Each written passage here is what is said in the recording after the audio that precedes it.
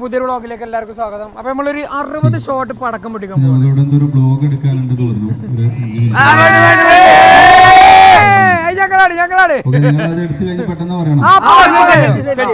ചിലപ്പോ മൊത്തത്തിൽ എന്താ വെച്ചാൽ നമ്മളൊരു പടക്കം പൊട്ടിക്കാത്ത ആളും നമ്മളങ്ങനെ ഒരാളാക്കി മാറ്റിക്കണം. അപ്പൊ നമ്മൾ അതിന്റെ പ്രതിഷേധാർഹമായിട്ട് എന്ത് ചെയ്യണം?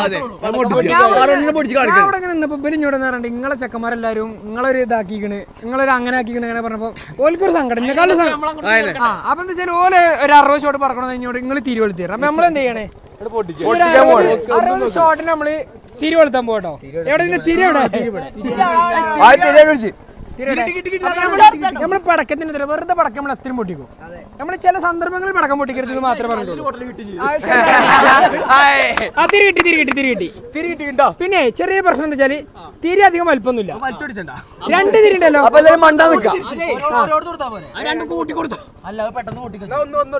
ആണോ? ഒന്ന് കൊടുക്കാം അല്ലേ? അപ്പൊ നമ്മൾ കൊടുക്കാം. തിരി കൊടുക്കാം കേട്ടോ. വലിയൊരു സ്റ്റൈലാണ് കൊടുക്കാട്ടോ.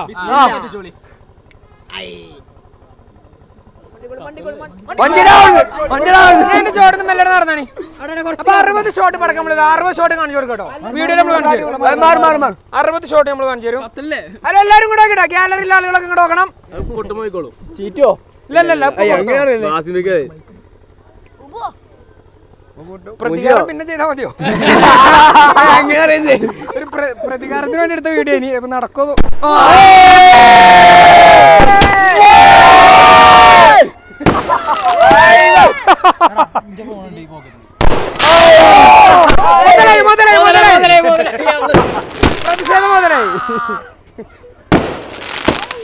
അപ്പൊ സുഹൃത്തുക്കളെ നമ്മളിങ്ങനെ നമ്മൾ പടക്കം എത്ര നമ്മൾ പൊട്ടിക്കും പിന്നെ നമുക്ക് പ്രശ്നം.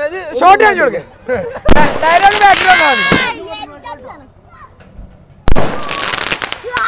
അപ്പൊ ചെക്കന്മാരെ നമ്മളോട് ഒന്ന് സങ്കടപ്പെടണ്ട. നമ്മള് സെറ്റപ്പ് ചെയ്തരും പറഞ്ഞാണ്ട് ഒരു കൊണ്ടുവന്നാട്ടോ 60 ഷോട്ട് പടക്കം നമ്മളെ കാണികൾക്ക് നമ്മൾ ഡെഡിക്കേറ്റ് ചെയ്യുന്നു. ഒറ്റയടിക്കാർ വേണം. 60 ഷോട്ട് പടക്കം. 60 ഷോട്ട് പടക്കം ഇതാ പൊട്ടണ്. നിന്ന് പൊട്ടണ അങ്ങനെ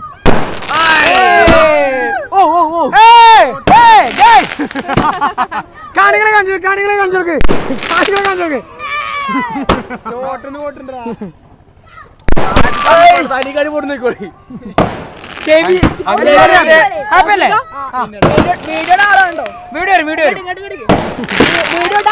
ആളുണ്ടോ?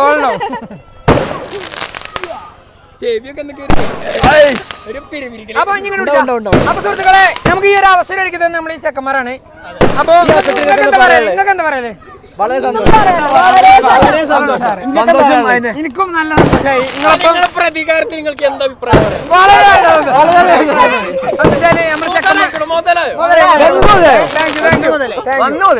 നമ്മളൊരു പരിപാടിക്ക് വന്നതേ അവിടെ നമ്മളെ കൊണ്ട് തിരിവെടുത്തു. അപ്പൊ നമ്മള് തിരുവനന്തപുരത്ത് നമ്മളെ 120 ഷോട്ടിന്റെ പരിപാടി നമ്മള് വേറെ വരുന്നത്.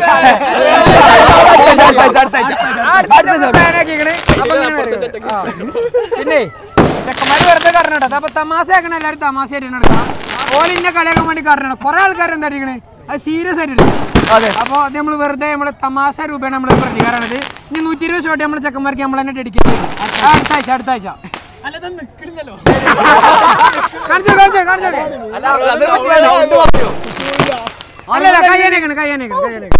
എന്താണ് ഈ ഒരു പടക്കം പൊട്ടലിനെ കുറിച്ച് താങ്കൾക്ക് എന്താ പറയല്ലേ? എന്താ എന്റെ ഒരു അഭിപ്രായം പറഞ്ഞ അടിപൊളി എന്തായാലും എന്തെങ്കിലും എനിക്കെന്താ പറയല്ലേ? ഇവിടെ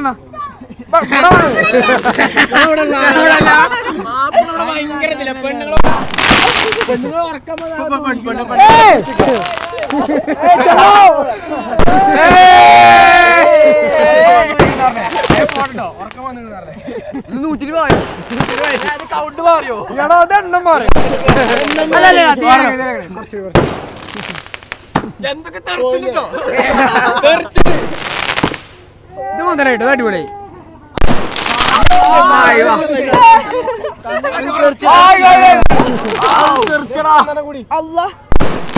മേത്തൊക്കെ തെറിച്ചിട്ടുണ്ട്. രണ്ടെണ്ണം കൂടി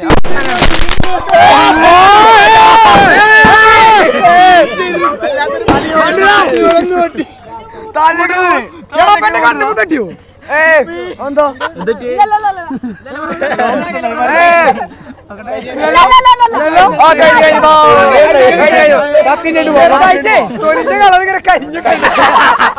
പട്ടി പറക്കുന്നവരുണ്ട്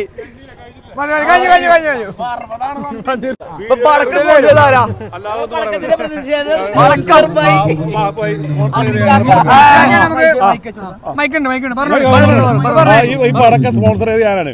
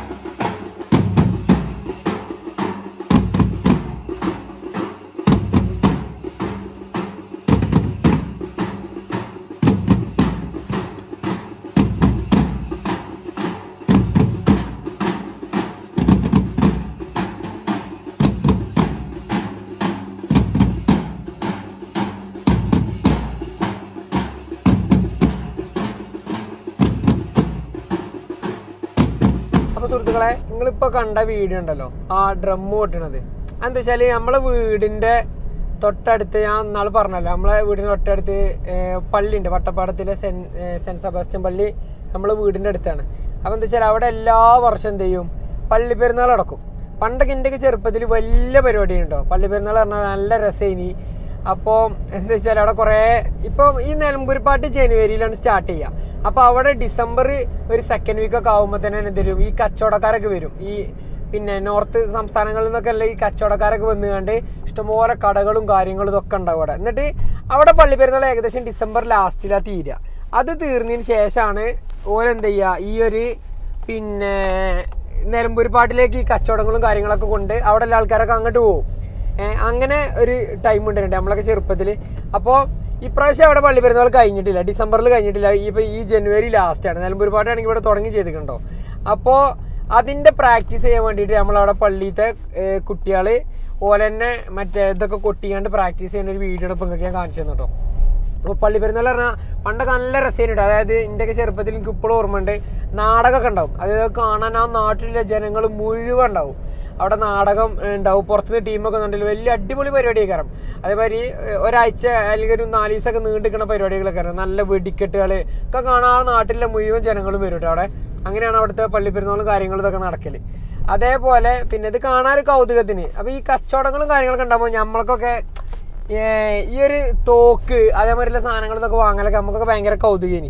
അപ്പോൾ ഇതൊക്കെ വാങ്ങാൻ വേണ്ടി നമ്മൾ എന്താ വെച്ചാൽ പണ്ടൊക്കെ ഈ റബ്ബറിൻ്റെ കുരുല്ലേ അതിൻ്റെ കായ് നമ്മൾ പെറുക്കിയാണ്ട് വിൽക്കും.